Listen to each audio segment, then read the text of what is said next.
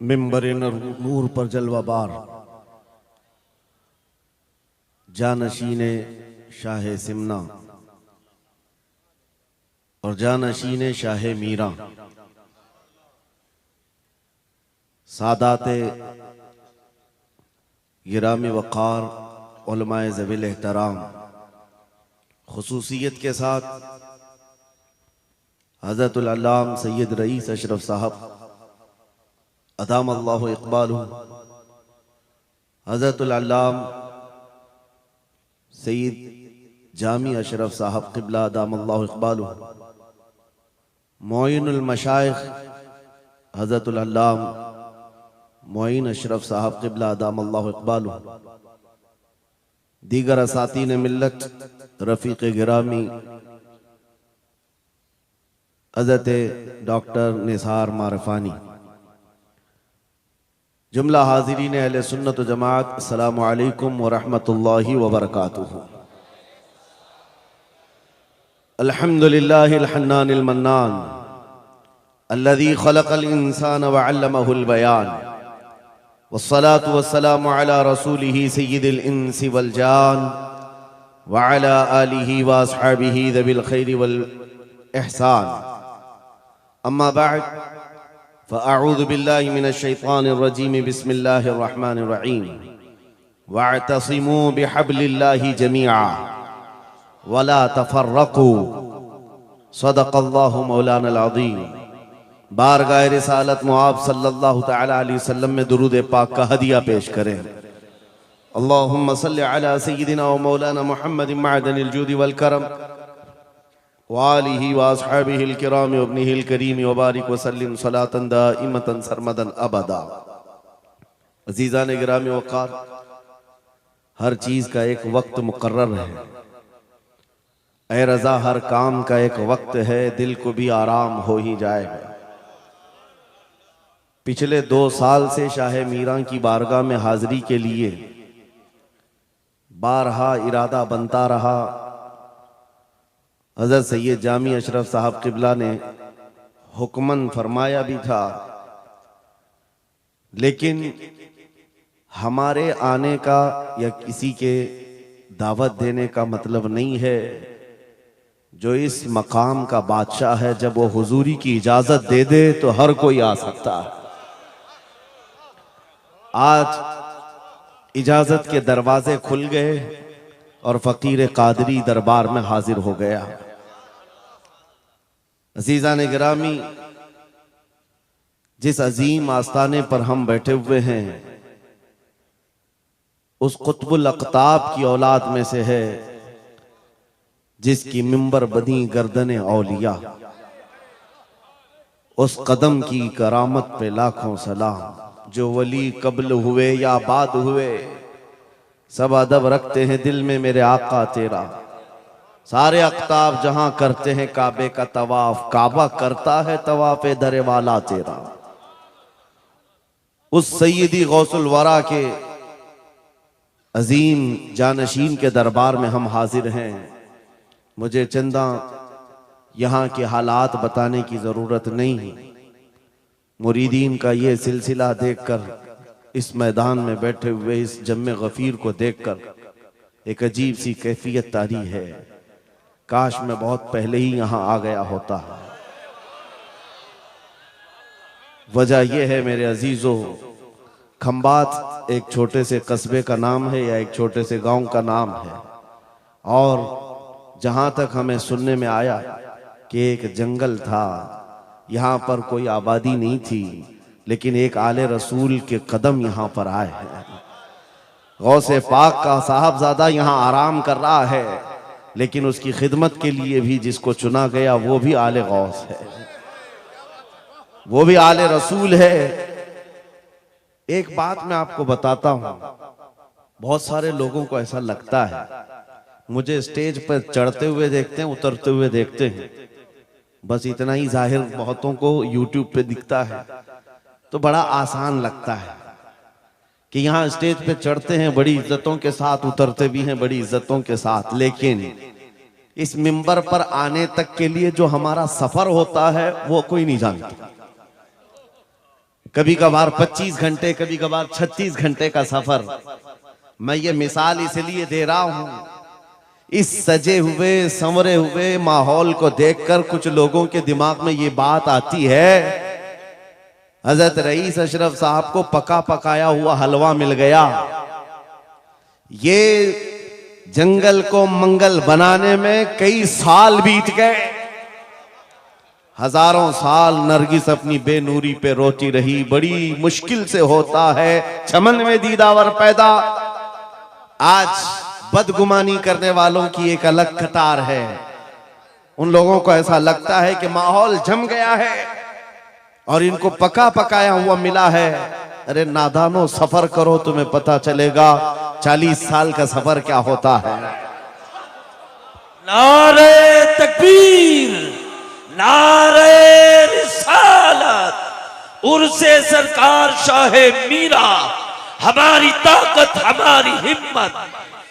अरे किसी कस्बे से, किसी देहात से कोई एक छोटे खानदान का तालिब इल्म आकर के बस गया होता तो समझ में आती बात कि घर बार कुछ नहीं है, खाने पीने की कमी थी, निकल गया था। लेकिन ये उस खानदान से आया हुआ शहजादा है जहां अकाबिर वक्त अपने ताज जूतियों में रखने पर फख्र महसूस करते हैं।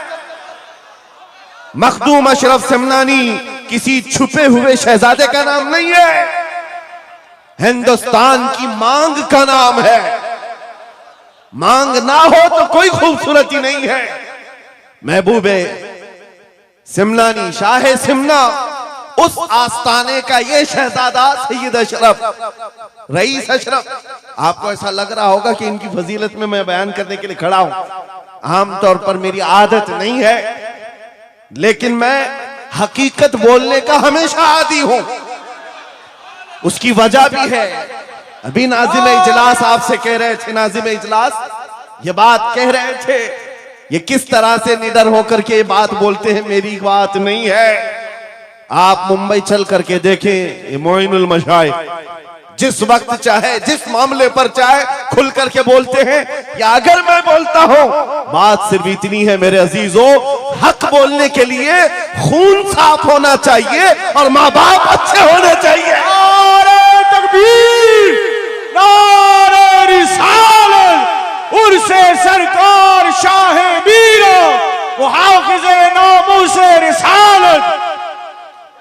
हलाल खून हो और माँ बाप सही नस्ब के हो।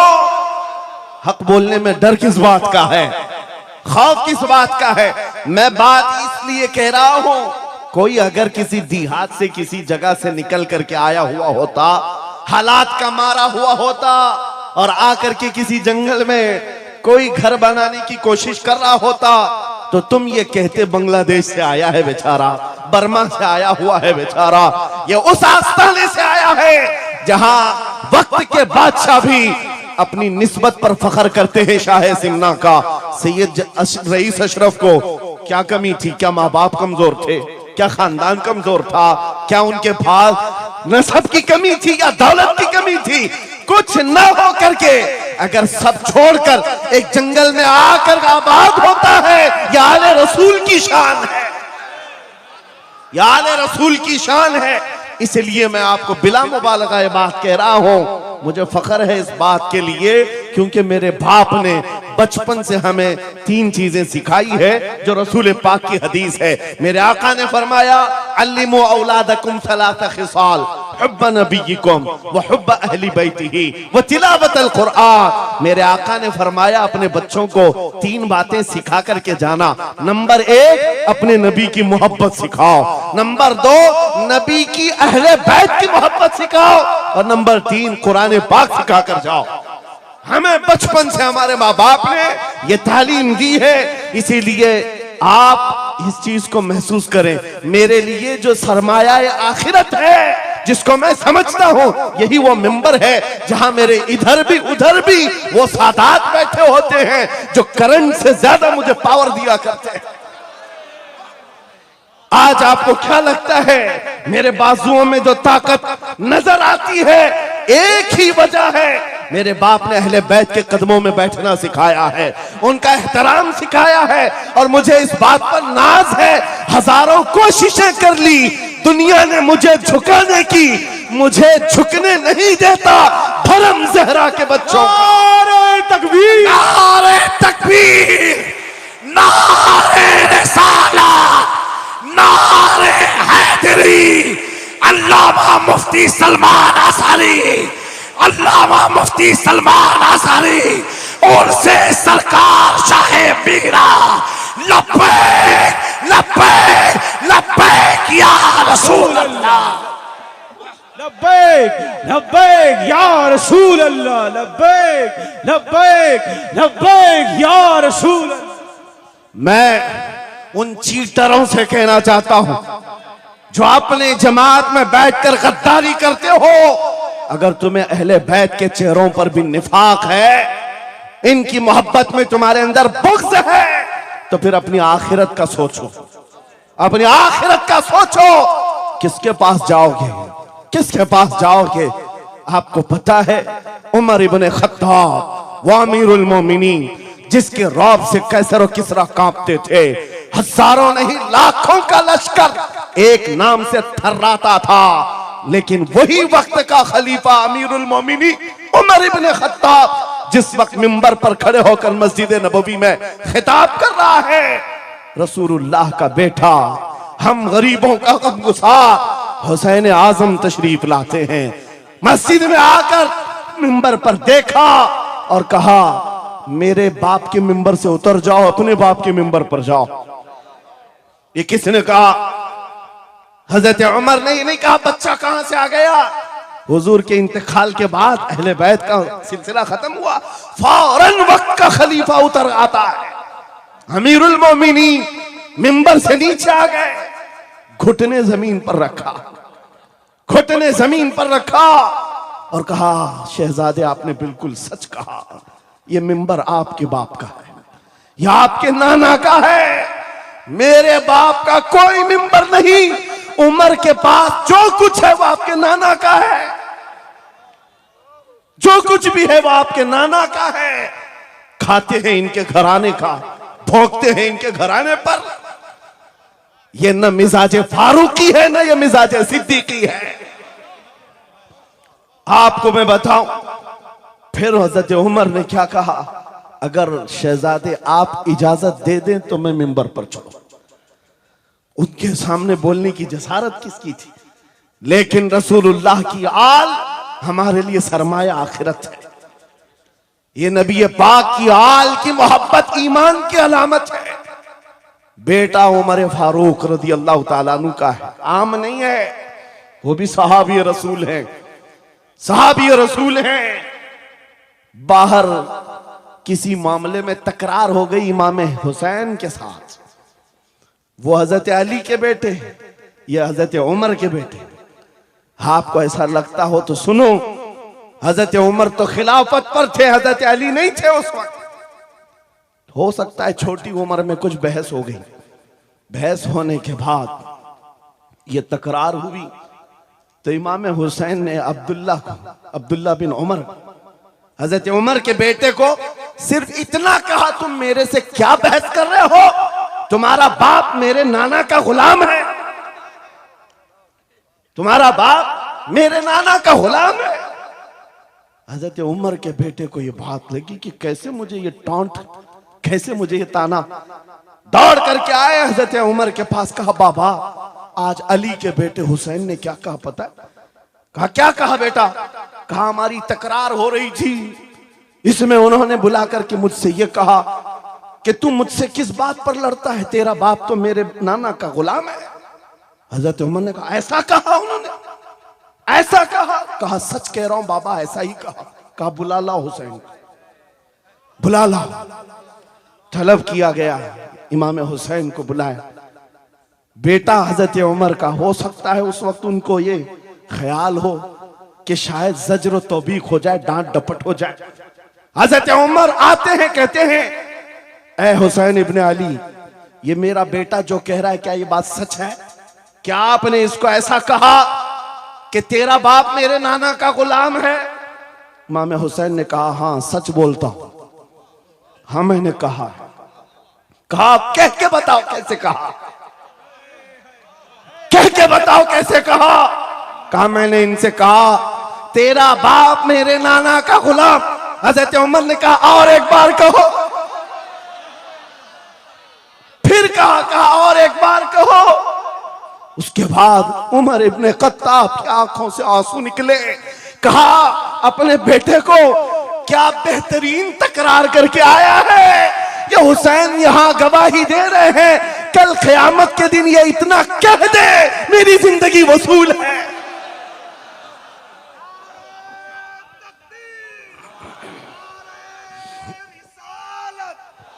हुब्बे आले मोहम्मद, हुब्बे आले मोहम्मद, नारे तकबीर, नारे रिसालत। सच बता रहा हूं, डॉक्टर साहब यहां आकर के अभी जो लंगर की कैफियत बता रहे थे, और उनके पढ़ने से पहले मैं भी लंगर खा के आया।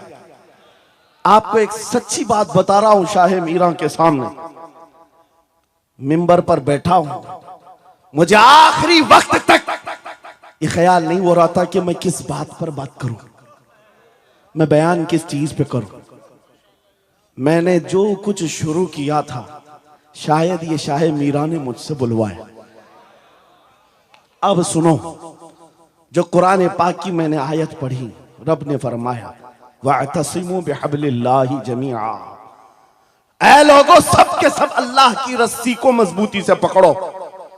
अल्लाह की रस्सी क्या है? क्या ये आसमान से नीचे लटकती है? कोई रस्सी है जिसको पकड़ना है? मुफस्सिरीन से पूछो, कुरान की तफसीर करने वाले कहते हैं अल्लाह की रस्सी मुहम्मदुर रसूलुल्लाह है और उनकी अहले बैत है।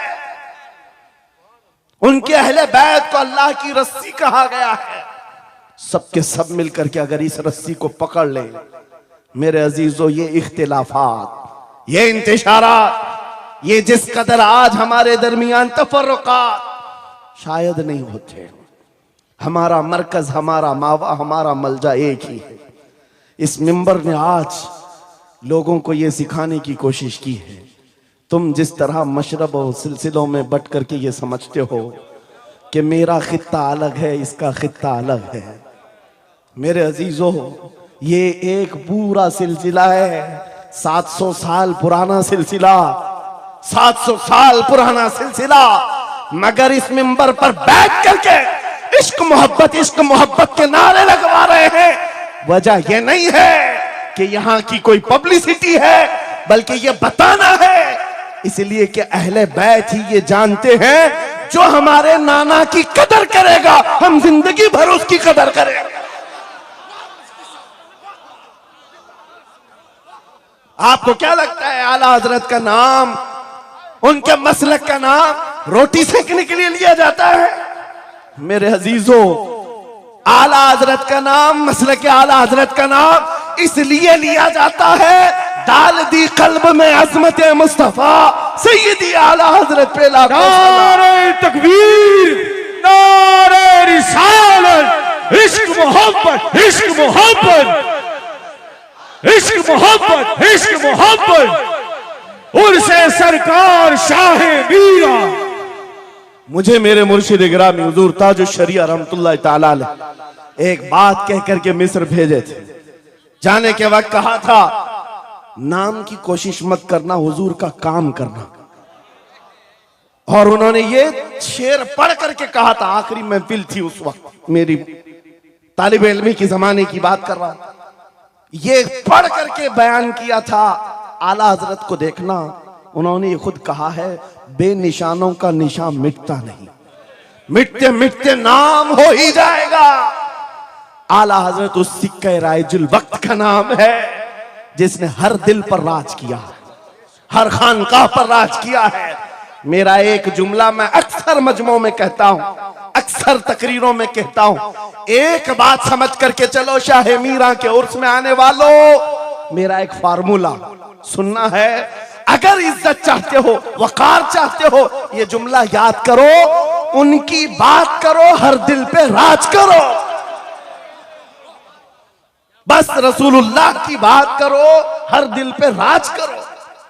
आज हमारी जो इज्जत है मेरे अजीजों, ये खानकाह अशरफिया और यहाँ खानकाह शाह मीरा है जिनके सामने मैं खड़ा हूं। लेकिन आपको मैं बताऊं, मैं अपनी किस्मत पर फख्र करता हूं। यही वक्त होगा, कल की रात में मारना मुतहरा में मौजूद था, वहां सादात किराम के सामने अजीजा ने गिराम, ये अहले बैत अतहार के इन तमाम मिंबरों का सफर करते करते हमें एक पावर मिलता है, ताकत मिलती है। और आला हजरत का वो मिशन समझ में आता है कि आला हजरत ने रसूलुल्लाह के दरबार की नौकरी की थी। मेरे आका की दरबार की नौकरी का सदका अल्लाह ने उन्हें ऐसे अता किया है। मैंने मिस्र जाकर देखा है, अफ्रीका में देखा है, अमेरिका वगैरह हम गए नहीं, लेकिन जानते हैं जहां कहीं उर्दू बोलने वाला हो, बल्कि मैं तो अरबी दान लोगों को सुनाऊं। मिस्र की सरजमीन पर हर जुमा एक जगह मौलूद शरीफ हुआ करती थी, हम हिंदुस्तानी तलबा वहां जाते थे। मिस्र के रहने वाले उस्ताद हैं, जब महफिल मीलाद खत्म होती कहते हैं हिंदुस्तानी तलबा को खड़े हो जाओ, वो पढ़ो मुस्तफा जाने रहमत पे लाखों सलाम, वो पढ़ो। हम पढ़ते थे मगन होकर। एक बार मैंने उनसे पूछा था कि हुजूर आपको समझ में आता है ये सलाम? ये तो उर्दू में लिखा हुआ है, उर्दू बोलने वाले ही पूरा नहीं समझ पाते, आप समझते हैं? कहते हैं समझने की जरूरत नहीं, इश्क की बोली हर जमाने में हर जगह एक ही होती है। इश्क में बोला हुआ वो कलाम है, अरबी हो कि हिंदी हो, दिल को समझ में आने लगती है।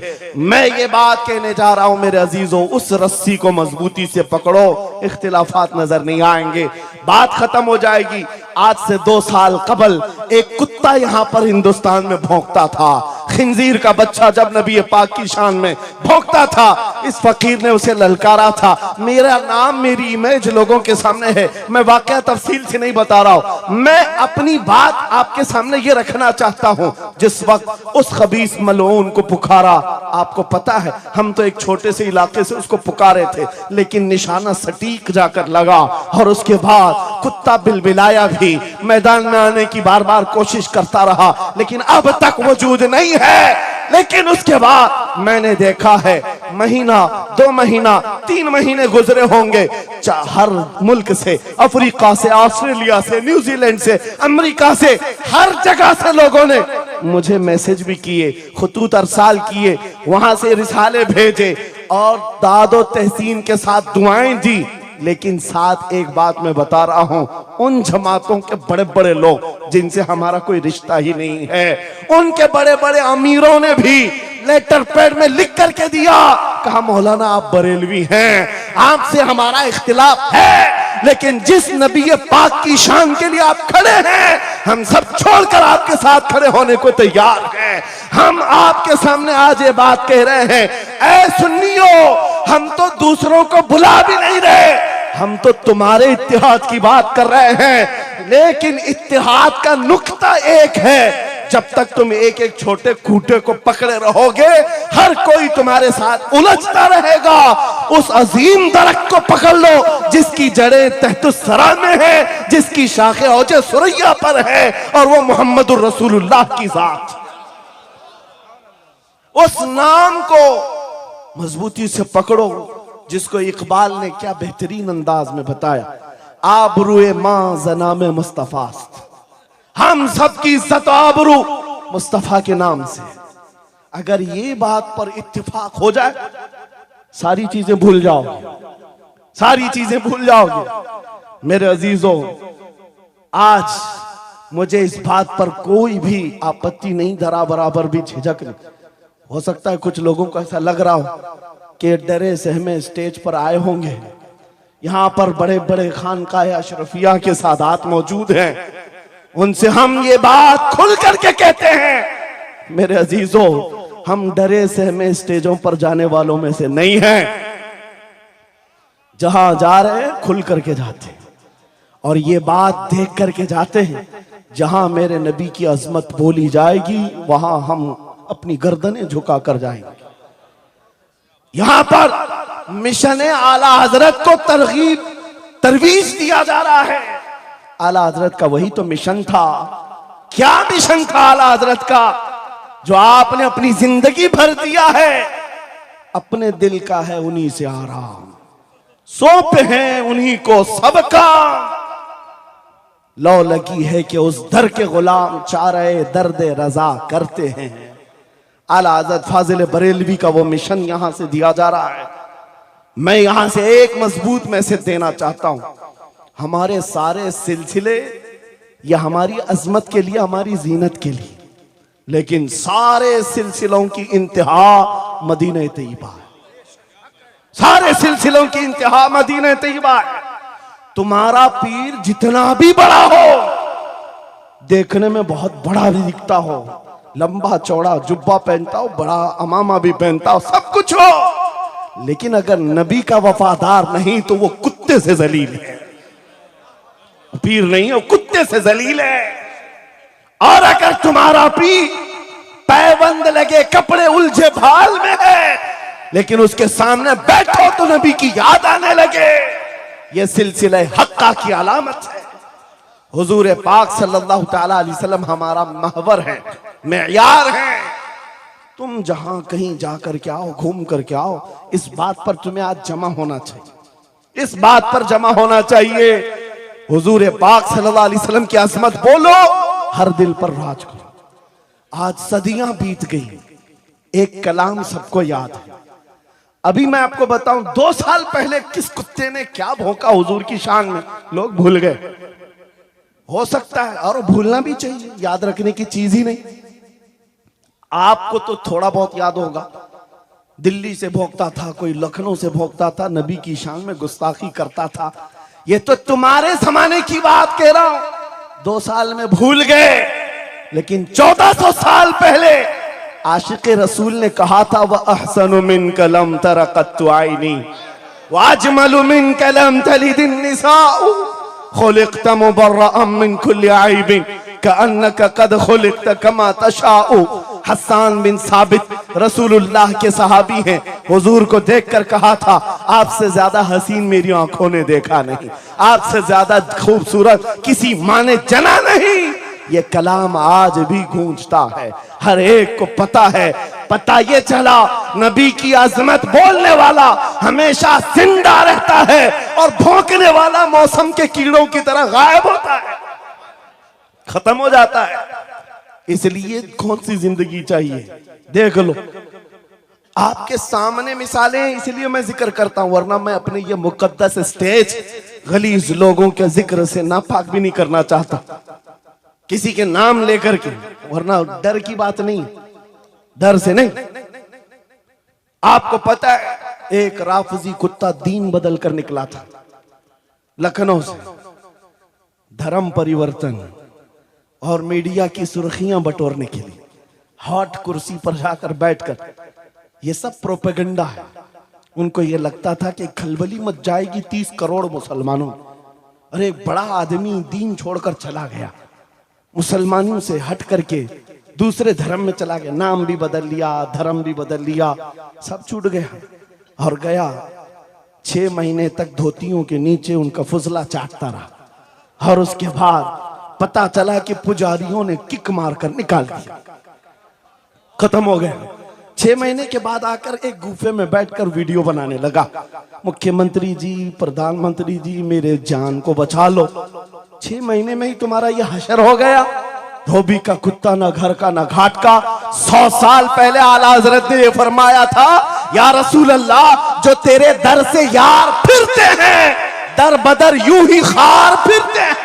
नारे तकबीर, नारे रिसालत, अज़मत मुस्तफा, लब्बैक लब्बैक लब्बैक या रसूल अल्लाह, लब्बैक लब्बैक लब्बैक या रसूल अल्लाह।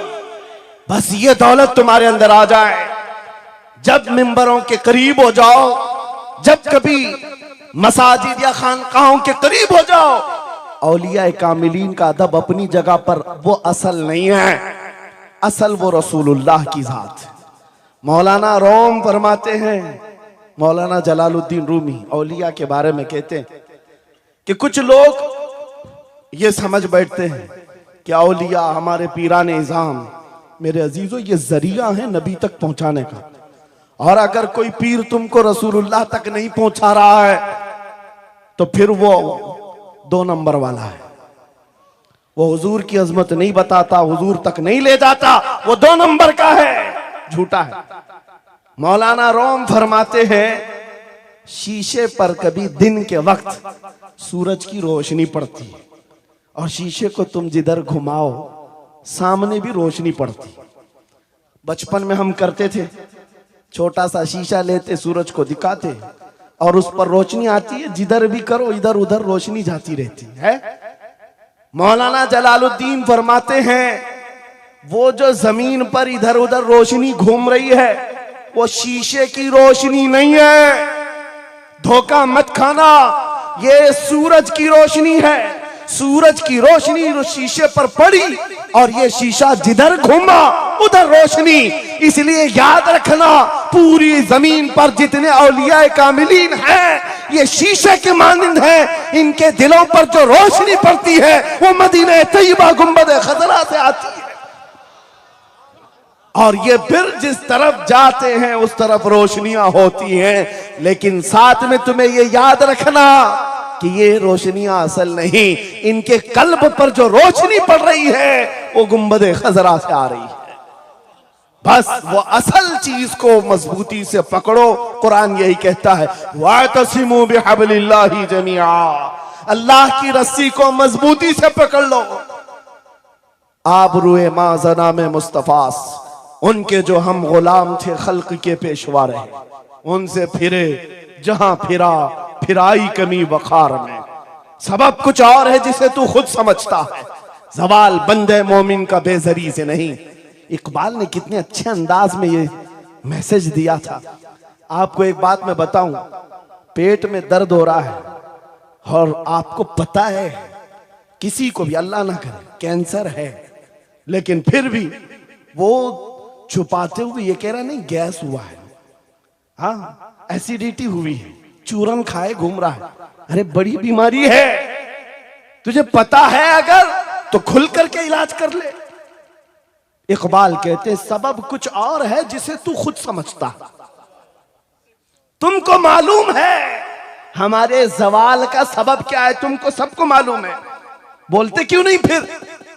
फिर रोते हो सियासत नहीं है, क़ियादत नहीं है, जमात नहीं है, एजुकेशन नहीं है, ये सब तो गाते रहते हो, ये सब चीजें नहीं है। असल सबब कुछ और है जिसे तू खुद समझता है। बहुत बारीक बात पर इकबाल ने निशाना रखा। जवाल बंदे मोमिन का बेजरी से नहीं। फिर इकबाल से ही हमने पूछा फिर वो है क्या सबब, क्या है वो सबब? इकबाल ने कहा उनके जो हम गुलाम थे खल्क के पेशवा रहे। वाह, यही है जिससे तू दूर हुआ और फिर आज जलील हुआ। सबब कुछ और है जिसे तू खुद समझता है। आ जाओ नौजवानों, उस सबब को हम हल करते हैं। 10 साल के करीब यूरोप की गलियां छान मारते हुए इकबाल वापस अपने वतन आया। वहां के यूरोपियन को देखा, उनके साइंस, उनके रियाजी, उनके फिजिक्स, उनके ज्योग्राफी, सब चीजों को देखा और कहता है मैं तो ढूंढ रहा था मेरी कौम की इज्जत कहां है, मेरी कौम की बुलंदी कहां है। 10 साल के बाद जब वापस आया, लोगों ने पूछा क्या मिला अपनी कौम की इज्जत का राज? इकबाल ने कहा मैं बहुत गौर से देखता रहा और फिर इस नतीजे पर पहुंचा मेरी कौम के उरूज और इर्तिका बुलंदी का एक ही राज है कि मोहम्मद से वफा तूने, तो हम तेरे हैं। ये जहां चीज है क्या लौह कलम तेरे। ये उस वक्त इकबाल ने कहा था। और फिर मेरे अजीजों, इस बात को आज मैं दोहरा रहा हूं। एक बात अभी भी मैं नाउम्मीद नहीं हूं, सुन्नियों की ये कसरत। और जब आप तुम्हारे जोशो जज्बे, ये नात खानी जो है ये कोई हमारे यहाँ एक फॉर्मेलिटी नहीं है। इन नातों से तुम्हारे दिलों को इतना गर्म किया जाता है आपको खुद अंदाजा नहीं होता। सुभान अल्लाह, आपको अंदाजा नहीं है। हुजूर की याद में तड़पना, दिल का धड़कना सिखाया जाता है। और इन मजमों के रंग को देख करके मैं नाउम्मीद नहीं हूं। अभी इसमें रमक बाकी है, रमक बाकी है। अभी मैं कहता हूं अशहदु अन्ना मुहम्मद रसूलुल्लाह सल्लल्लाहु अलैहि वसल्लम, इधर बैठे हुए भी सामने वाले भी अंगूठा चूम रहे। मैंने नाम मेरे मुस्तफा का लिया, लेकिन कहा क्या मैंने आपको कि आप भी चूमो? किसने कहा आपको कि अंगूठों का बोसा लेकर आंखों से लगाओ? किसने कहा? अरे मैंने कहा भी नहीं, ना तमहीद बांधा, इधर नाम लिया, बेइख्तियार अंगूठे उठ गए। वाह, बेइख्तियार लबों को छूम लिया तुमने, लबों से अंगूठों को चूम कर आंखों से लगाया। यह इस बात की अलामत है गुनहगार हो गए, गद्दार नहीं है। नारे तकबीर, नारे रिसालत, नारे हैदरी, उर्से सरकार शाहे मीरा, मुहाफिजे से रिसालत। मरे हुए लोगों से क्या खिताब किया जाए? जिंदगी बाकी है, इसीलिए तो घूम घूम कर आपसे खिताब कर रहे हैं, और इस उम्मीद के साथ कि इकबाल ने यह भी कहा था कि निकल कर सहरा से जिसने उलट दिया था तख्ते रोमा को, सुना है कुदसियों से मैंने कि वो शेर फिर होशियार होगा। इकबाल की बात सुनो, कह रहा है पहले जमाने में सहरा से निकले थे सहाबा, पैरों में चप्पल नहीं थे, पैबंद लगे कपड़े, तलवारें टूटी हुई, लेकिन जब निकले थे तो रोमन एम्पायर को भी धूल चटा दिया था, पर्शियन एम्पायर को भी परख उड़ा दिए थे, दो सुपर पावर ताकतों को नाकों तले छने छबवा दिए। ये तारीख में मौजूद है, मिटाने से नहीं मिटेगा। इकबाल ये कहता है ये जो हालात हुए थे, ये देखकर मुझे अंदाजा है वो दिन आएगा मोहम्मद अरबी का शेर फिर होशियार होगा। हम वो होशियार करना चाहते हैं। ये नहीं मैं कहता कि हम हैं, ये हैं, वो हैं। खुदा किसी भी दिन, किसी भी जमात में, किसी भी इलाके में एक दिन सलाहुद्दीन को जरूर पैदा करेगा, और फिर वो आएगा, इनकलाब लाएगा। हम ना उम्मीद नहीं है खुदा की रहमत से, बार बार आपको जगा रहे हैं, और जब तक ये दौलत मोहब्बत मुस्तफा मौजूद है, मेरा ये यकीन है कि हमें हजारों ताकतें मिलकर के मिटा नहीं सकेंगे, नहीं मिटा सकेंगे। ये दौलत लासवाल तुम्हारे पास मौजूद है। आप नहीं देखते आज हालात बड़े खराब हैं। डॉक्टर साहब हमारे मेहमान हैं, लेकिन आपको पता है यहां के हालात, इनके ही पड़ोसी, बल्कि इनकी बिरादरी के लोग जो नात खां हैं, मशहूर नात खां, हमसे पूछ रहे थे कि मौलाना आप जो है कुफार और मुशरिकीन के नरगे में हैं, और वहां पर आप इस तरह से बोलते हैं, कैसे बोलते हैं? मैंने उस वक्त बगदाद मुकद्दसा में उनसे अर्ज किया था, क्यों दबे जिस पे हिमायत का हो पंजा तेरा,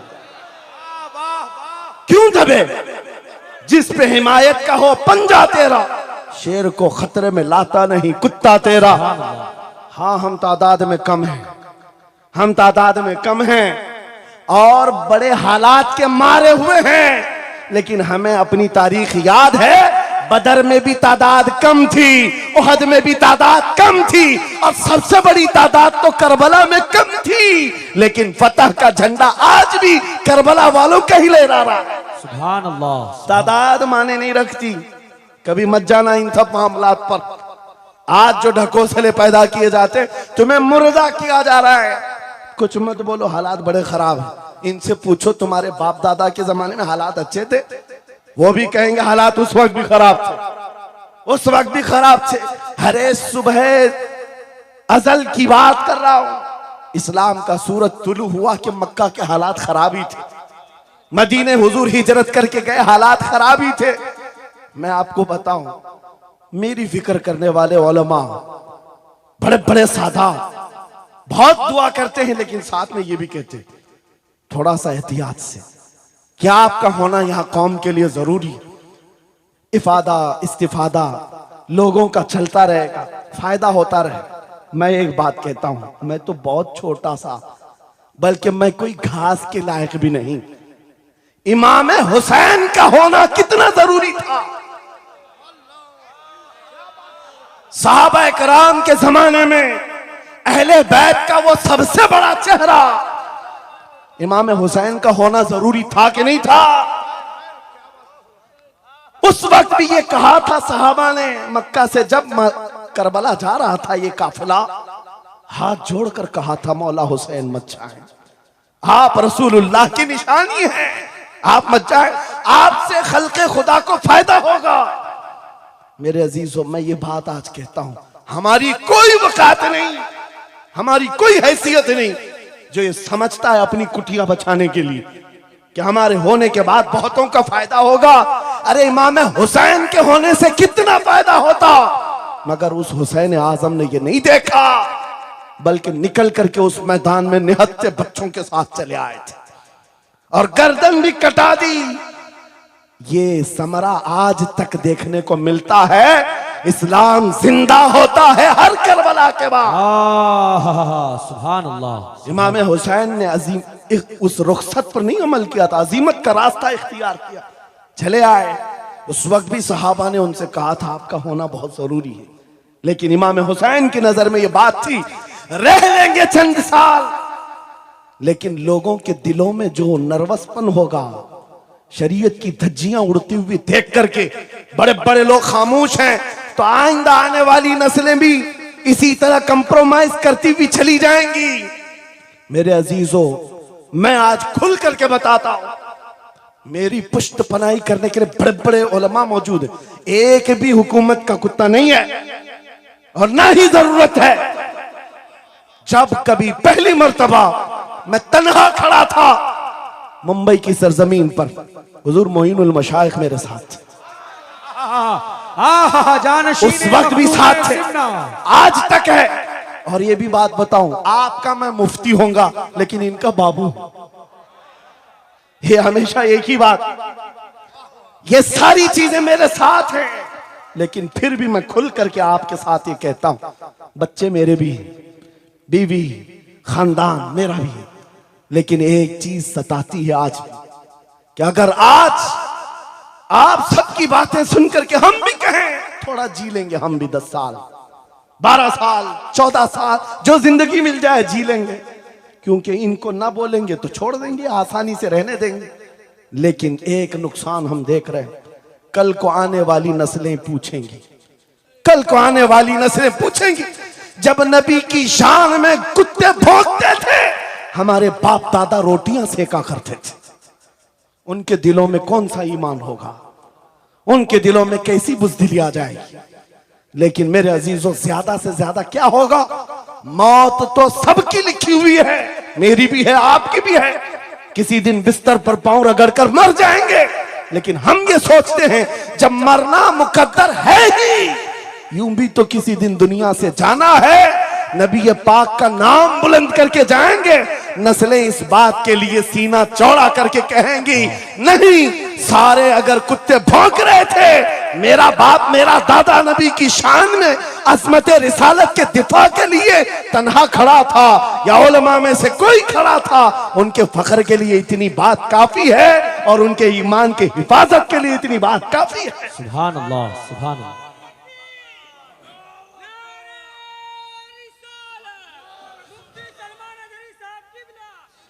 इस अज़मत रिसालत के लिए आपको क्या समझ में आता है, बहुत दिन हो गए हमारे आराम के, बहुत दिन हो गए सुकून के, नबी के नाम पर हमने रोटियां बहुत खाई, हुजूर की इज्जत पर क्या क्या नहीं मिला हमको। कौन से दिन तकलीफ आई है, कौन से दिन तकलीफ आई है, ये अहले बैत को देख रहे हो, आपको पता है वो बाबुल हवाइज इमाम मूसा काजिम, अहले बैत के इस बड़े इमाम की बात कर रहा हूं जो इमाम जाफर सादिक के बेटे हैं, लेकिन 7 साल तक वक्त के जालिम तागूती ताकतों ने जेल में रखा, जहर देकर के खत्म किया है। आपको पता है इमाम मोहम्मद बिन हसन अस्करी, जिनको जहर देकर के खत्म किया गया, अहले बैत था जिन्होंने 20-20 साल जेल काटी है। रसूलुल्लाह के शहजादे थे वो, रसूलुल्लाह की आल थे, आज तो लाखों में है, उस वक्त तो नबी के शहजादे चुनिंदा थे, पूरी दुनिया के वो मरकज थे, लेकिन जेलों में 20-20 साल गुजारे, किसी को 10 साल, किसी को 12 साल, किसी को 20 साल। आपको पता है इमाम मूसा काजिम को जंजीरों से भी मारा गया था, जंजीरों से। आप अपने बाप को मार खाता हुआ देख करके नहीं बर्दाश्त कर पाते। हमारे वो अजीम इमामों की बात कर रहा हूं जिन्होंने मेरे नबी की शरीयत की दिफा के लिए जेलों की जिंदगी, हत्ता के रिवायत ये बताती है मौला इमाम मूसा काजिम का जनाजा भी जेल से निकला। मेरे अजीजों, ये सब क्या बातें सिर्फ बयान करने के लिए रह गई? उलमाए ज़वील एहतराम इस मनसब को हाथ समझेंगे। आज ज्यादा से ज्यादा यही होगा। इसी किछोछा मुकद्दसा के एक बुजुर्ग थे जो मेरे बहुत बड़े आइडियल है, सैयद मुजफ्फर हुसैन कछोछे। आजादी के मौके पर बड़ी मुसीबतें उठाई और इनको पकड़ करके, एक शहजादा है किछोछा मुकद्दसा का आस्थाना, और जेल में डाल दिया गया था। आपको पता है किछोछा के उस शहजादे ने एक जवाब दिया था जो मेरा फेवरेट शेर है, पसंदीदा शेर है। आपने कहा था मुजफ्फर को मुकय्यद ना समझे सैयद, मेरी असीरी भी सुन्नत आबाई है। माशाअल्लाह, मेरी असीरी भी सुन्नत आबाई है। मुजफ्फर को मुकय्यद मत समझे सैयद। आपको पता है ये तारीख है हमारी, लेकिन सब की सब तारीख इसलिए दोहरा रहा हूं कि हमारी इज्जत उसी में मौजूद है, वहीं पर है। वापस आ जाओ उधर ही। अपनी कुटिया बचाकर, अपनी दुकान बचाकर ज्यादा दिन नहीं जी पाओगे। हुजूर के नाम का दिफा करो, सुबह कयामत तक मौला नाम जिंदा रखेगा। सुभान अल्लाह। हाँ, अपनी हिफाजत के लिए बहुत सारे लोग हैं, अपनी अपनी फिक्र करने वाले। नबी की इज्जत और नामूस पर पहरा देने वालों की तारीख मिटाई नहीं जाती। हजारों मिटाने की कोशिश भी कर लो, वो मिटते नहीं है। आज आपको पता है पैरों से माजूर खादिम हुसैन को कौन नहीं जानता। लोगों को डर भी लगता है उनका नाम लेने में कि गरजता था बंदा और खुद व्हील चेयर पर बैठता, लेकिन लाखों को खड़ा होना सिखा दिया। किस बात पर? क्या अपने बाप के कसीदे पढ़ता था? क्या अपने खानदान के कसीदे गुनगुनाता था? एक ही बात, रसूलुल्लाह की अजमत पर बात, हुजूर की इज्जत पर बात करो तो फिर पता चलता है 8 साल के बच्चे से लेकर 80 साल के बूढ़े के दिल में भी अल्लाह खुद मोहब्बत डालता है। वाह, सुभान अल्लाह, खुद मोहब्बत डालता है। सब चीजें मौजूद हैं उसी जात पर। एक बात मैं अब आपके सामने कहता हूं, गुफ्तगू समेटता हूं। आला हजरत का मसलक देखो, मिशन देखो, और आपको उसी बात पर मैं लाकर जमा कर दूंगा। और सुन्नियों का मजमा मुझे पता है, आधा शेर में पढ़ूंगा, आधा ये खुद ही कंप्लीट करेंगे। और गारंटी के साथ कहता हूं, मुझे पता नहीं यहाँ के मजमे के बारे में, लेकिन इतनी गारंटी जरूर है आप कंप्लीट करेंगे। क्यों? हमें पता है मिजाज इश्क रसूल का, हमें पता है मोहब्बत मुस्तफा का। सुनो, मैं कहता हूं वो जो न थे तो, वो जो न हो तो, ये गारंटी है हमारी, ये गारंटी है। आधा जुमला भी कह दो सुन्नी के बाद, वो जो ना हो तो। हाँ, ये कंप्लीट खुद करेंगे। क्यों? ये अकीदा भी है, ये ईमान भी है, ये हमारी जान भी है। वो जो ना हो तो। अब सुनो मेरे अजीजों, जब तुम्हारा दिल पुकार कर कह रहा है वो जो ना हो तो, हमारे नाम के साथ वो जो ना हो तो, हमारी जिंदगी में वो जो ना हो तो, हत्ता के कब्र में चले जाओ, बहुत सारे जवाब दे दें, तुम्हारा रब कौन, तुम्हारा दीन क्या। मेन सवाल तो यही होगा, मा कुंत तक़ूलु फी हक़्क़ि हाज़ा रजुल। बल्कि बात सही अहादीस में मैं कह रहा हूं, एक ही सवाल का जिक्र भी आया है, कब्र में एक सवाल का जिक्र भी आया है, और फरमाया गया सिर्फ एक सवाल ये होगा, बता इस रसूल के बारे में क्या कहता था। वाह, बोलना पड़ेगा, बोलना पड़ेगा। फिर मैं पूछता हूं, कब्र में भी वो जो ना हो तो कुछ ना हो। जब तक नहीं बोलोगे आगे नहीं बढ़ेगी गाड़ी, वरना फंसे रह जाओगे। वो जो ना हो तो, चलो कब्र की जिंदगी खत्म हो गई, हशर में आ गए। हशर के मैदान में आ गए। लेकिन यहां पर भी क्या मसला है? खलीलो नजी मसीहो सफी सभी से कहीं कहीं न बनी।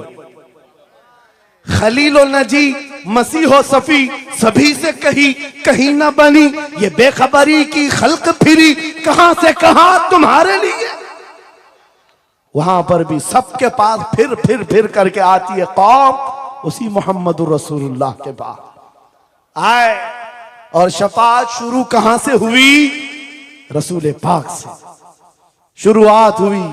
और उसके बाद इख्तिताम तक मेरे आका फरमाते हैं कयामत के दिन मेरी हालत ये होगी, मेरे कंधे पर चादर पड़ी होगी और वो कभी खसक खसक कर गिर रही होगी। एक हाथ से मैं अपनी चादर संभाल रहा हूंगा और दूसरे हाथ से अपने उम्मतियों को पकड़ पकड़ कर जन्नत में ले जा रहा हूं। ये मैदान कयामत की बात है। फिर पूछता हूं महशर में भी वो जो ना हो तो, कयामत के मैदान में भी वो जो ना हो तो। अरे तुम्हारी अजान कंप्लीट होती है, अजान में भी वो जो ना हो तो। नमाज में भी जब तक सलाम नहीं भेजोगे, नमाज में भी वो जो ना हो तो कहीं पर भी बच नहीं सकते। इसीलिए आला हजरत ने कहा था बखुदा खुदा का यही है डर, नहीं और कोई मफर मकर। जो वहां से हो यही आके हो, जो यहां नहीं तो वहां नहीं। जब तुम्हें समझ में आ गया वो जो ना हो तो कुछ ना हो, वो जो ना हो तो, वो जो ना हो तो, जब तुम्हारा यकीन है। अब सुनो बरेली का इमाम क्या कहता है, ऐ सुन्नी जवान आज ले उनकी पनाह, आज मदद मांग उनसे, आज ले उनकी पनाह, आज मदद मांग उनसे। कल न मानेंगे कयामत में अगर मान गया। आज आना है तुम्हें वहीं पर। मेरी गुफ्तगू का खुलासा यही है, मेरी गुफ्तगू का लुब्बे लुबाब यही है। आ जाओ उस कदम पर जहां से बिलाल हबशी को काबे की छत पर पहुंचाया गया। आ जाओ उस कदम पर जहां पहुंचने के बाद खत्ताब का बेटा अमीरुल मोमिनीन उमर इब्ने खत्ताब बना। हजरत उमर खुद कहते हैं मेरी हैसियत इतनी थी, मैं खत्ताब का बेटा, बचपन में 2 बकरियां मुझसे नहीं संभलती।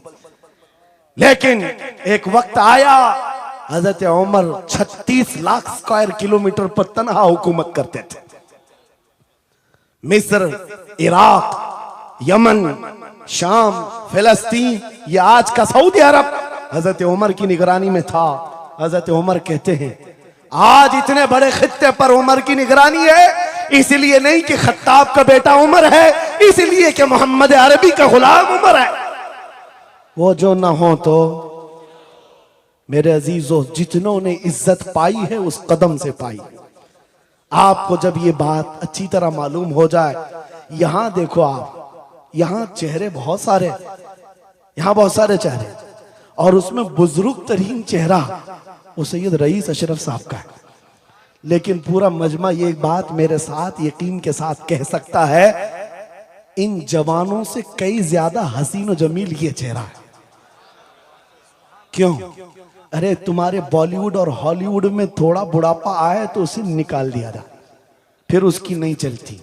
वहां सिर्फ रंग और गाजे का काम है, वहां सिर्फ और सिर्फ पाउडर लाली मेकअप का काम है। जब तक जवान थे हजारों फैन थे, लेकिन जवानी खत्म हो गई तो बेचारे उनकी जिंदगी के लाले पड़ गए। और सियासत में भी यही हाल है। 40-40 साल नौकरी किया पार्टियों की, बाद में फिर वो मंडली में बिठा दिया गया, अब आप बैठो दूसरे जवान आएंगे, उनकी भी जिंदगियां खत्म।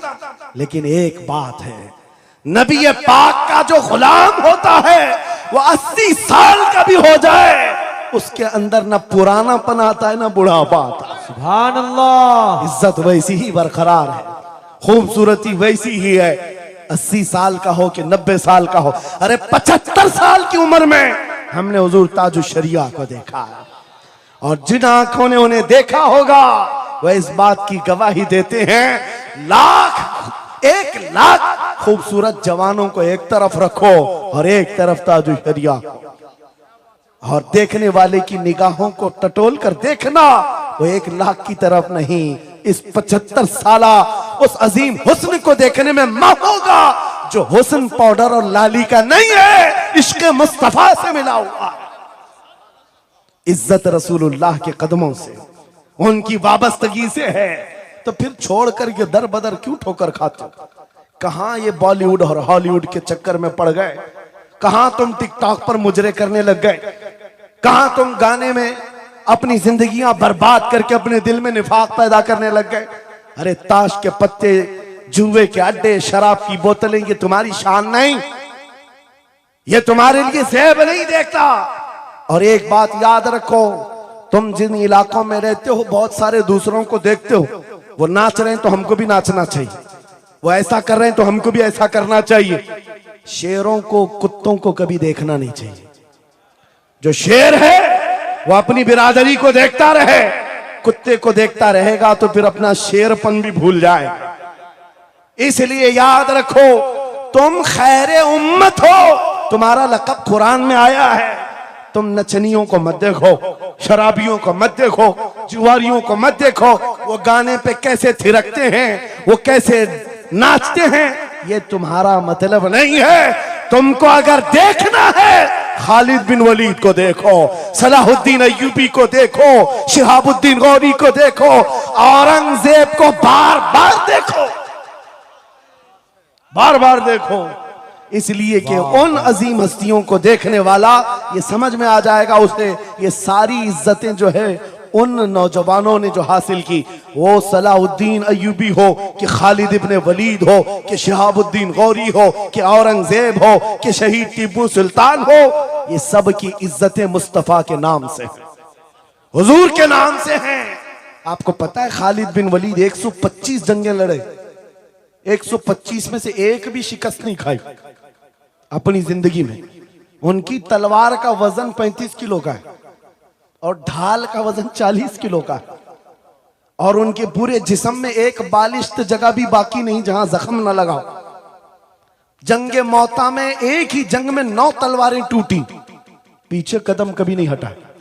एक जंग में ऐसा हुआ था कि 2 काफिर सर पर आ गए थे और अमामा गिर गया था, गर्दन पर तलवार थी, कट जाती, तलवार की तरफ नहीं देखा, अमामा उठाने के लिए चल पड़े, उठा लिया, फिर सर पर रखा, उन काफिरों की तलवारें नीचे रह गई। हैरत में पूछा कि ये शहसवार है इस्लाम का, सिपह सालार है, और ऐसी बड़ी गलती छोटा सिपाही भी नहीं कर सकता। जब तलवार गर्दन पर हो तो ये टोपी और अमामा उठाएगा। सामने के पहलवानों ने पूछा, ऐसी बड़ी गलती हमने छोटे फौजी से भी नहीं देखा, तुम तो सिपह सालार हो, ऐसी गलती कैसे कर सकते हो? खालिद बिन वलीद का जवाब, यही मेरा मकसद है। फरमाया, तुम क्या समझते हो खालिद बिन वलीद अपने बाजुओं की ताकत से लड़ता है? हरगिज नहीं। इस अमामे में मेरे रसूल पाक के 3 मुंह मुबारक हैं। माशाअल्लाह। मेरा यकीन है जब तक ये सर पर होते हैं मुझे ताकत देते हैं। नारे तकबीर, नारे रिसालत, अजमते सहाबा। अजीजा ने गिरामी वकार, बस आ जाओ इस नुक्ते पर, जिंदगी पूरी टटोल कर देखना, हर बड़े किरदार की तुम्हें एक ही उन्सुर नजर आएगा, जिसने नबी पाक पर जितना अपनी फिदाइयत का इजहार किया, मौला ने उसको उतना ही बुलंद किया, उतना बुलंद किया। अरे बीमारी के आलम में लकवा, फालिज, ये बहुत अजीब खतरनाक बीमारी, हाथ भी नहीं उठता, पैर भी नहीं उठता, इलाज भी नहीं होता। लेकिन ऐसी बीमारी में भी अस्कंदरिया की सरजमीन से शरफुद्दीन बूसीरी ने पुकारा था, मुहम्मदुन सय्यिदुल कौनैन व थक़लैन वल फरीक़ैन मिन अरब व मिन अजमी, मौलाया सल्लि व सल्लिम दाइमन अबदा अला हबीबिका खैरिल खल्क़ि कुल्लिहिम। 170 अशार लिखकर अपने नबी की बारगाह में अपनी मोहब्बत का इजहार किया था। जानते हो, नबी आए भी और अपना हाथ फेर करके लकवा और फालिद से सही भी किया और चादर भी इनायत किया। लेकिन जिस वजह से मैं ये बात कर रहा हूं, आज पूरी दुनिया में घुमाओ, अफ्रीकी हो कि अमरीकी हो कि हिंदी हो कि पाकिस्तानी हो, लेकिन एक कसीदा सबको याद है, मौलाया सल्ली वसल्लिम दाइमन अबदा अला हबीबिका खैरिल खल्क़ि कुल्लिहिम। मैंने बहुत तहकीक करके देखा, शरफुद्दीन बूसीरी का ये कसीदा अक्सर को समझ में नहीं आता, लेकिन गुनगुनाता हर कोई है, पढ़ता हर कोई है। पता ये चला कमाल बूसीरी का नहीं है, जो नबी की अजमत बोलता है मौला उसे सलामत रखता है, वाह सुभान अल्लाह, जिंदा रखता है। आला हजरत जिंदगी भर मेरे नबी का नाम लेते रहे, आज मजमू में उनका नारा है।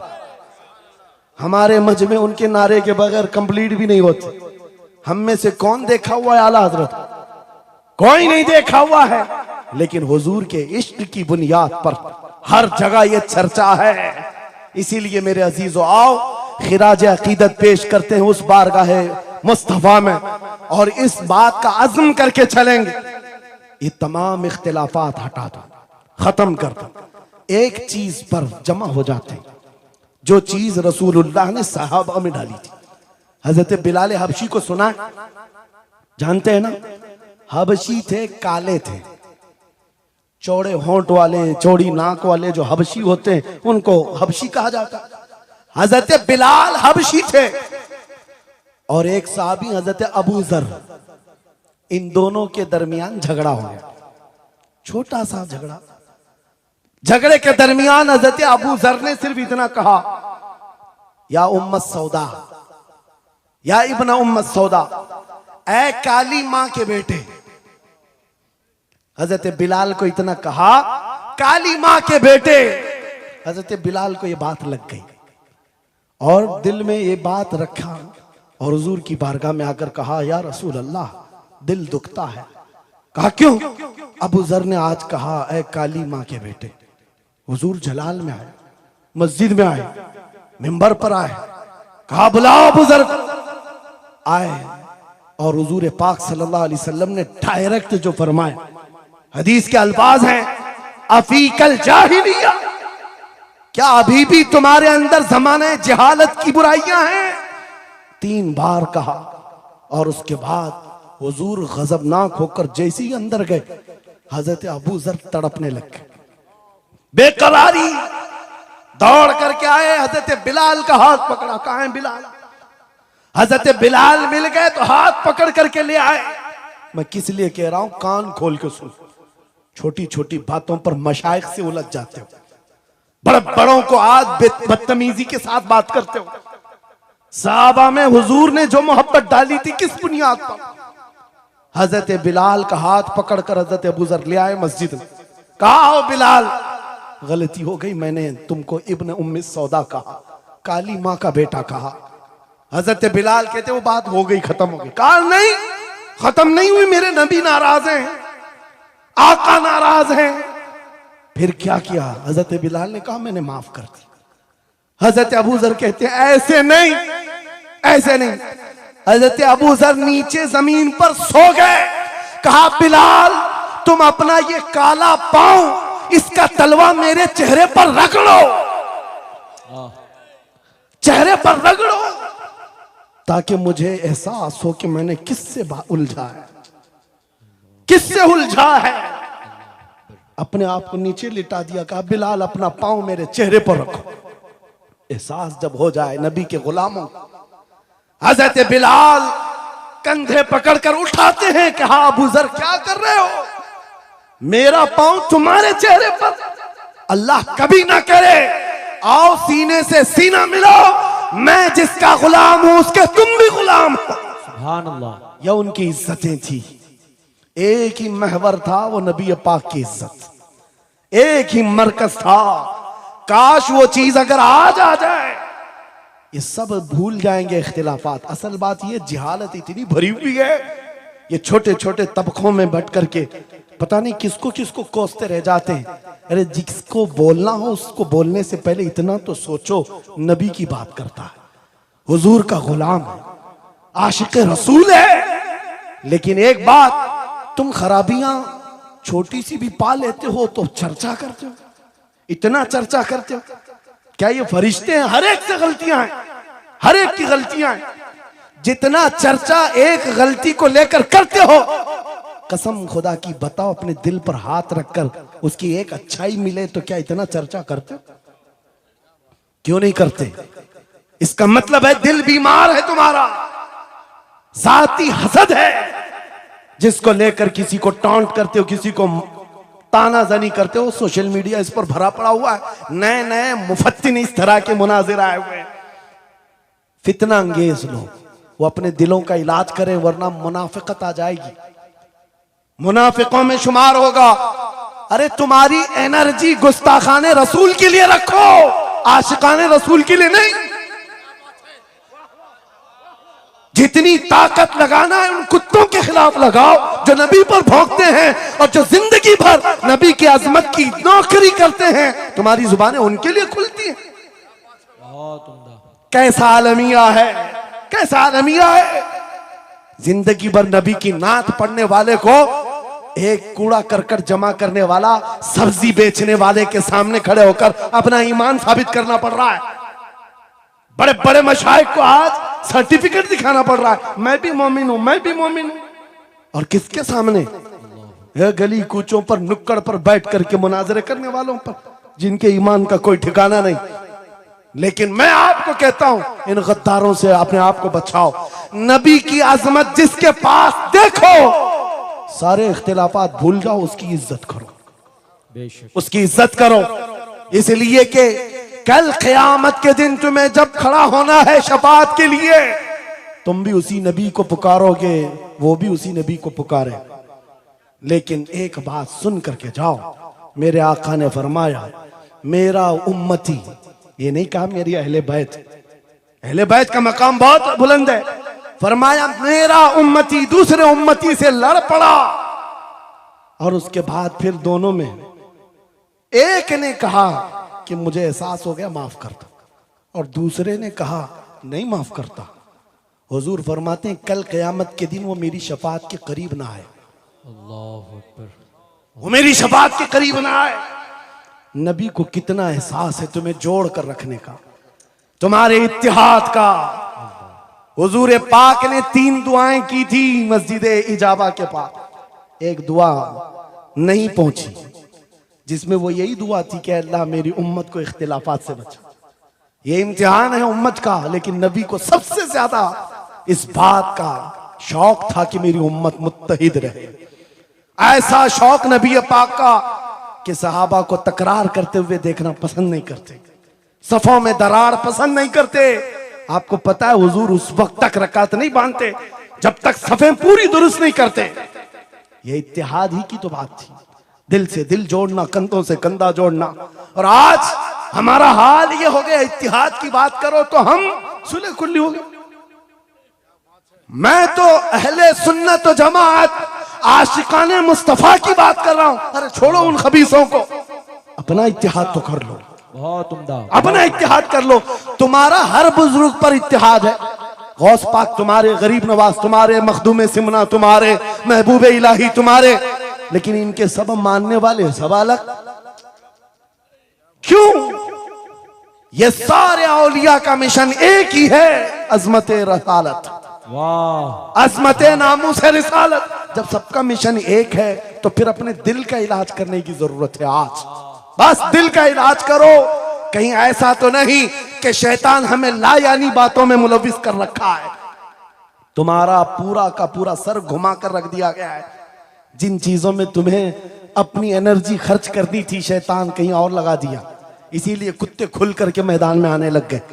उनको पता है जिस दिन ये मोहम्मद अरबी के शेर जमा होने लग जाएं तो फिर इनका जीना हराम कर रखेंगे। तुम्हें हजारों इख्तिलाफात में डाल रखा है, और बाज़ाब्ता इसकी प्लानिंग होती है। इस हलके को अलग, हर एक में एक फित्तीन भेजा जाता है जो उसके मुर्शिदों को ये गाली दे, इधर का एक उनके मुर्शिदों को गाली दे, और फिर ये अंगार भड़काए रखे, ये उलझते रहें, उलझते रहें, उलझते रहें। और कुफ्फार और मुशरिकीन अपने नापाक मंसूबों से इस्लाम को गालियां दें, कुरान को गालियां दें, रब को गालियां दें, नबी को गालियां दें। आज ये आलमिया है या नहीं? तुम पीर के खिलाफ बात सुन करके भड़क जाते हो और नबी के खिलाफ बात सुनकर खामोश बैठते हो। अल्लाह, कैसा आलमिया आ गया। अगर तुम इस तरह की टुकड़ियों में घेर दिए गए, महसूर हो गए, तो समझ लो कि बर्बादी बहुत करीब है, बहुत करीब है। बगदाद में ये हो चुका है, गरनाता में ये हो चुका है। उलमा को लड़ाया गया था, अलग अलग जमातें बनाई गई थी, बाज़ाब्ता उसमें शिया सुन्नी अलग अलग तबकात बनाए गए, क्योंकि एक बुजुर्ग ने कहा था अपने बेटे को, लकड़ियों का एक गट्ठा दिया बंधा हुआ, बेटे से कहा बेटा इसको खोलना नहीं, तोड़ देना। तोड़ने की कोशिश किया, उसका घुटना फूट गया। उसके बाद वो आया कई घंटों के बाद, कहा बाबा टूटता नहीं। कहा खोल दे रस्सी। रस्सी खोला, गट्ठा था लकड़ियों का, कहा अब तोड़। एक एक को तोड़ा, आधे घंटे में टूट गए। बुजुर्ग ने कहा बेटा मैं ये उम्मत मुस्तफा की मिसाल देना चाहता, अगर ये रस्सी में मजबूत बंधे हो, बड़ी सी बड़ी ताकत इनको तोड़ने आए अपना खुद बर्बाद कर जाएगी, लेकिन अगर तुम खुल गए तो चंद दिनों में कस्तों में सफाया होगा। मुत्तहिद रहोगे तो कहलाओगे मोमिन व गाजी, मुंतशिर होगे तो कस्तों में सफाया होगा। मेरा मैसेज यही है, वातसिमू बिहब्लिल्लाहि जमीआ, अल्लाह की रस्सी को मजबूती से थाम लो, और अल्लाह की रस्सी एक ही है। कितनी अजीब बात है, वो दूसरों के लिए फर्क करना मुश्किल हो जाता है। उनका हवाओं का खुदा अलग है, पानी का अलग है, मट्टी का अलग है, मरने का अलग है, पैदा होने का अलग है। अरे तुम्हारा सब मिलाकर एक ही है, एक ही है। एक खुदा है जिसके सामने तुम्हें झुकना है। और फिर नबी पाक जो सारे नबियों का सरदार, एक रसूल की मोहब्बत तुम्हारे दिल में बिठाने के लिए कही गई, एक रसूल की मोहब्बत। अगर इस पर हम कामिल हो गए, मेरे अजीजों, कुरान कहता ला तहीनु वला तहज़नु अंतुमुल आलौन व अंतुमुल आलौन, तुम सबसे बुलंद होगे अगर नबी के गुलाम हो जाओ, अगर नबी के गुलाम हो जाओ। सब मेरी बातों का खुलासा एक ही है। आओ बारगाह मुस्तफा में यह अहद करते हैं और अपनी जिंदगी का मकसद समझ करके आखिर में इस बात पर खत्म करता हूं।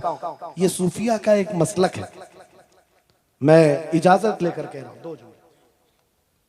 एक सूफिया के मसलक में मुराकबा होता है। मुराकबा, मुहासबा, मुकाशफा, अलग अलग चीजें हैं। वो मंजिलें तय कराते हैं। औलिया इकराम के सामने जाओ, तस्बीहात अलग हैं, नमाजें अलग हैं, मुजाहिदे अलग हैं, लेकिन उसमें एक चीज है मुराकबा।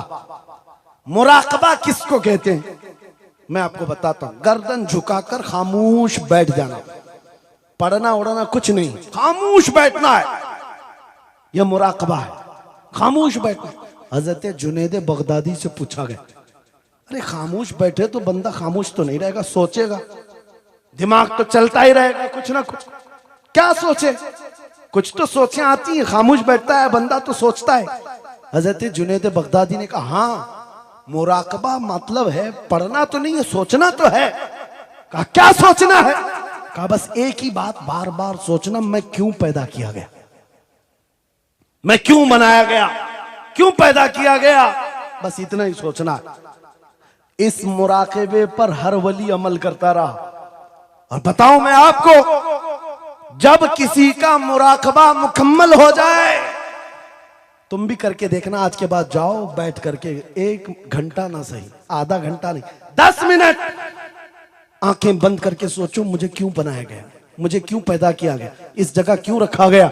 और जब यह मुराकबा कंप्लीट होता है, एक मंजिल पर बंदा पहुंच जाता है, उसका ज़मीर जवाब देने लगता है कि तू क्यों पैदा हुआ था। उसका दिल खुद ही बोलेगा क्यों पैदा हुआ था। आओ मिसाल बताऊं जिसका मुराकबा कंप्लीट हुआ।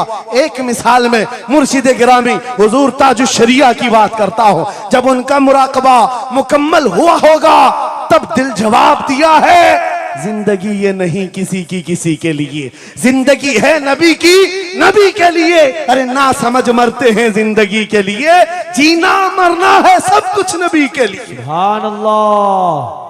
मुराकबा कंप्लीट हो जाए, ये जवाब आता है, ये जवाब आता हमारी जिंदगी किसके लिए है, नबी के लिए है। और उनके दादा आला हजरत इमाम अहले सुन्नत फाजिल बरेलवी ये सोचते रहे, मैं क्यों बनाया गया, मैं क्यों बनाया गया।